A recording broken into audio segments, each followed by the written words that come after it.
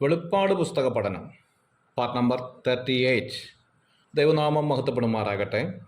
വെളിപ്പാട് പുസ്തകം 8-ാം അധ്യായത്തിൽ നിന്ന് 4-ാമത്തെ കാഹളം ഊതുമ്പോൾ ലോകത്തിൽ എന്താണ് സംഭവിക്കാൻ പോകുന്നത് എന്നുള്ളതിനെക്കുറിച്ചുള്ള വിവരണമായിരുന്നു നാം കണ്ടത്. 4-ാമത്തെ കാഹളത്തിന് ശേഷം വെളിപ്പാട് പുസ്തകം 8-ാം അധ്യായം 13-ാമത്തെ വാക്യത്തിലേക്ക് വരുമ്പോൾ പ്രത്യേക തരമുള്ള ഒരു പ്രസ്താവന കാണുന്നുണ്ട്. കഴുകന്റെ വിളംബരം എന്നതാണ്. കഴുകന്റെ വിളംബരം എന്നതുകൊണ്ട് ഇവിടെ അർത്ഥമാക്കുന്നത് കഷ്ടതയുടെ ഭയങ്കരതയെ കാണിക്കുവാനായിട്ടാണ്. 119-ാം സങ്കീർത്തനം 91-ാമത്തെ വാക്യത്തിൽ സർവ്വ സൃഷ്ടികളും ദൈവത്തിന്റെ ദാസന്മാരാണ് എന്ന് വെളിപ്പെടുത്തിയിട്ടുണ്ട്. കഴുകൻ ദൈവത്തിന്റെ ന്യായവിധിയെയാണ് അറിയിക്കുന്നത്. വരുവാനുള്ള ന്യായവിധിയെക്കുറിച്ച് മനുഷ്യൻ പറഞ്ഞില്ലെങ്കിലും ദൈവം കഴുകനെ ഉപയോഗിച്ച് അറിയിക്കും എന്നതിൻ്റെ ഓർമ്മപ്പെടുത്തലാണ് ഇവിടെ കാണുന്നത്. സംഖ്യാപുസ്തകം 22-ാം അധ്യായത്തിന്റെ 28-ാമത്തെ വാക്യത്തിൽ ബിലെയാമിനോട് കഴുതയെ കൊണ്ട് സംസാരിച്ചതായി നാം കാണുന്നുണ്ട്. ന്യായവിധിയുടെയും സംരക്ഷണത്തിൻ്റെയും അടയാളമായിട്ടാണ് കഴുകനെ കുറിച്ച് പറഞ്ഞിട്ടുള്ളത്. ലൂക്കോസിന്റെ സുവിശേഷം 17-ാം അധ്യായം 37-ാമത്തെ വാക്യത്തിലും യെരമ്യാ പ്രവചനം 49-ാം അധ്യായം 22-ാം വാക്യത്തിലും കഴുകനെ കുറിച്ചുള്ള പ്രയോഗം കാണാൻ സാധിക്കുന്നുണ്ട്. ദൈവത്തെ ഭയപ്പെടുന്നവർക്ക് കഴുകൻ സംരക്ഷണവും ദൈവത്തെ ഭയപ്പെടാത്തവർക്ക് ന്യായവിധിയും നൽകുന്നു എന്നതിൻ്റെ ഓർമ്മപ്പെടുത്തലാണ് കഴുകൻ നൽകുന്നത്. ലോകത്തിന്റെ നാനാഭാഗങ്ങളിൽ ഇന്ന് കർത്താവായ യേശുക്രിസ്തുവിനെ കുറിച്ചുള്ള സുവിശേഷം പ്രസംഗിച്ചുകൊണ്ടിരിക്കുകയാണ്. സുവിശേഷത്തിന്റെ സാരാംശം എന്ന് പറഞ്ഞാൽ യേശുക്രിസ്തു ക്രൂശിൽ മരിച്ചു, അടക്കപ്പെട്ടു, ഉയർത്തെഴുന്നേറ്റിരിക്കുന്നു. യേശുക്രിസ്തുവിന്റെ ക്രൂശ് മരണത്തിൽ ഒരു പാപി വിശ്വസിക്കുകയും യേശുവിനെ ഹൃദയത്തിൽ സ്വീകരിച്ച് രക്ഷിക്കപ്പെടുകയും ചെയ്യേണ്ടത് ആവശ്യമാണ് എന്ന മുന്നറിയിപ്പാണ് നൽകുന്നത്. ഇങ്ങനെ രക്ഷിതാവായ യേശുക്രിസ്തുവിനെ ഹൃദയത്തിൽ സ്വീകരിക്കാതെ ഒരു വ്യക്തി മരണമടഞ്ഞാൽ ആ വ്യക്തിക്ക് വലിയൊരു ന്യായവിധി ഉണ്ടാകും എന്ന് തിരുവെഴുത്ത് ഓർപ്പിക്കുകയാണ്.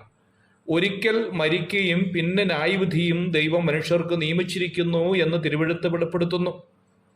ദൈവത്തിന്റെ ന്യായവിധി അതിഭയങ്കരമായിരിക്കും.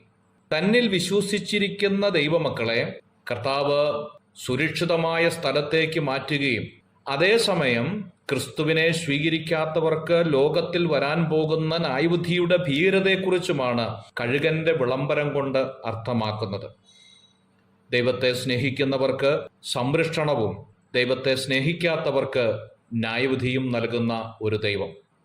വീണ്ടെടുപ്പുകാരനായിരിക്കുന്ന കർത്താവ് ഭൂമിയെ വീണ്ടെടുക്കുന്ന വിധത്തെക്കുറിച്ചായിരുന്നു നാം ചിന്തിച്ചു കൊണ്ടിരുന്നത്. 9-ാം അധ്യായം അതിൻ്റെ 1 മുതൽ 12 വരെയുള്ള ഭാഗത്തേക്ക് വരുമ്പോൾ ആകാശത്തു നിന്നും നക്ഷത്രങ്ങൾ വീഴുന്നതായി കാണുന്നുണ്ട്. നക്ഷത്രം എന്ന പേര് ദൂതന് ഉള്ളതായി തിരുവെഴുത്തിൽ നാം കാണുന്നുണ്ട്. വെളിപ്പാട് പുസ്തകം 1-ാം അധ്യായം 20-ാമത്തെ വാക്യത്തിൽ വീണുപോയ ദൂതന്മാരെ നക്ഷത്രം എന്നും ഉപയോഗിച്ചിട്ടുണ്ട്.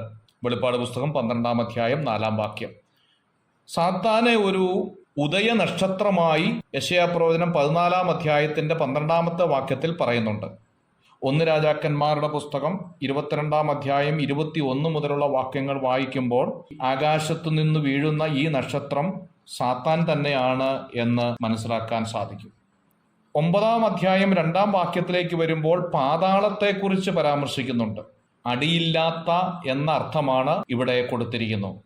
ഒരു പ്രത്യേക ജയിൽ മുറി എന്ന് വേണമെങ്കിൽ അർത്ഥമാക്കാം.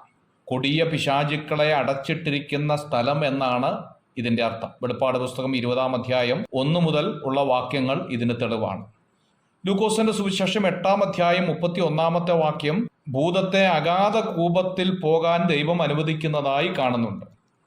താക്കോൽ ലഭിച്ചു എന്ന ഒരു പ്രയോഗവും അടുത്ത ഭാഗത്ത് കാണുന്നുണ്ട്. ലഭിച്ചു എന്നതിനാൽ കയ്യിൽ ഇല്ലാത്തത് എന്ന് തന്നെയാണ് അർത്ഥമാക്കേണ്ടത്. വെളിപ്പാട് പുസ്തകം 1-ാം അധ്യായം അതിൻ്റെ 18-ാമത്തെ വാക്യത്തിൽ മരണത്തിൻ്റെയും പാതാളത്തിൻ്റെയും താക്കോൽ ഉള്ളവനാണ് നമ്മുടെ കർത്താവ്. എന്നാൽ സാത്താന് കുറച്ചു സമയത്തേക്ക് പാതാളത്തിൻ്റെ താക്കോൽ ദൈവം കൊടുത്തു എന്നുള്ളതാണ് ഈ വാക്യത്തിൽ നിന്ന് മനസ്സിലാക്കാൻ സാധിക്കുന്നത്. 9-ാം അധ്യായം അതിൻ്റെ 2-ാം വാക്യത്തിലേക്ക് വരുമ്പോൾ പെരുംചൂളയിലെ പുക പോലെ എന്ന് കാണുന്നു. നരകത്തിൽ പുകയുള്ളതായി വെളിപ്പാട് പുസ്തകം 14-ാം അധ്യായത്തിന്റെ 10 മുതലുള്ള വാക്യങ്ങളിൽ കാണാം. അടയ്ക്കപ്പെട്ടതാകയാൽ പുക തിങ്ങി നിൽക്കുകയാണ് എന്ന് മനസ്സിലാക്കാം. തുറക്കുമ്പോൾ അത് ഒരുമിച്ച് പുറത്തേക്ക് വരുന്നു എന്നുള്ളതാണ്. ഇതിന്റെ ഫലമായി സൂര്യനും ചന്ദ്രനും ഒരുപോലെ ഇരുണ്ടുപോയി യോവേൽ പ്രവചനം 2-ാം അധ്യായം 30-ാമത്തെ വാക്യത്തിലും കാണുന്നു. യെശയ്യാ പ്രവചനം 13-ാം അധ്യായത്തിന്റെ 10-ാമത്തെ വാക്യത്തിൽ പുകത്തൂണ് പോലെ എന്ന പ്രയോഗത്തിന്റെ നിറവേറലാണ് ഇവിടെ കാണാൻ സാധിക്കുന്നത്. God bless you.